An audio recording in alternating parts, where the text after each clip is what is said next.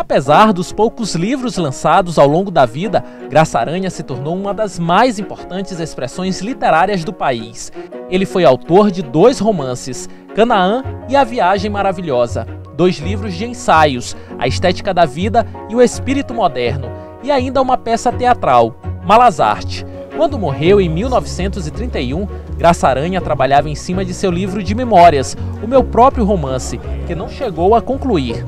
Essas fotografias retratam um pouco da vida do escritor, quando ainda criança, tempos depois durante a juventude, até chegar à fase adulta. José Pereira da Graça Aranha nasceu em 21 de junho de 1868 e viveu por 62 anos. Considerado um autor pré-modernista por influência principalmente dos jovens escritores europeus, foi um dos incentivadores e organizadores da Semana de Arte Moderna de 1922. Graça Aranha aparece no final do século, ajudando a fundar a Academia Brasileira de Letras. No começo do século, logo em 1902, lança o seu livro fundamental, que é o romance Canaã.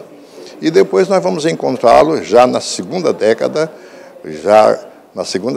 do século, começando a terceira década do século, 1922, na Semana de Arte Moderna de São Paulo. Foi nesse casarão de número 241, na Praça Dom Pedro II, no Centro Histórico de São Luís, onde hoje funciona uma das sedes do Sebrae, que Graça Aranha nasceu e morou até os 13 anos. Esse professor e escritor maranhense já possui um livro e está prestes a lançar outro sobre a vida e obra do romancista. Flávio nos conta que o interesse de escrever sobre Graça Aranha surgiu devido ao fato dele ter sido um autor que sempre foi alvo de críticas, por conta das polêmicas que se envolveu. Primeiramente eu tive acesso às críticas, né? E eu não entendi o porquê dessas críticas negativas. E depois que eu vi que tinham questões políticas envolvidas, né? Principalmente ali no período da Semana de Arte Moderna e depois da saída dele da Academia Brasileira de Letras. A partir disso eu fui investigar as obras, né? Canaã, A Viagem Maravilhosa e os livros de ensaio do autor. Graça Aranha foi membro da Academia Brasileira de Letras e se tornou patrono de uma das cadeiras da Academia Maranhense de Letras. A vida de Graça Aranha é cheia de curiosidades. Ele foi um dos fundadores da Academia Brasileira de Letras, mas na época não possuía sequer um livro lançado, algo que só aconteceu anos depois. Outro fato importante é que, mesmo sendo um dos fundadores, em 1924, o escritor rompeu com a Academia Brasileira de Letras por discordar com os outros membros. Era uma pessoa que não queria, não se achava bem em se prender a nenhum molde, e se prender a nenhum modelo. Estava sempre procurando coisas novas. Ora, se nós olharmos bem, Graça Aranha foi um diplomata, ele viveu muito tempo na Europa. Então lá o mundo já era moderno, a Europa já era moderna, nós aqui não.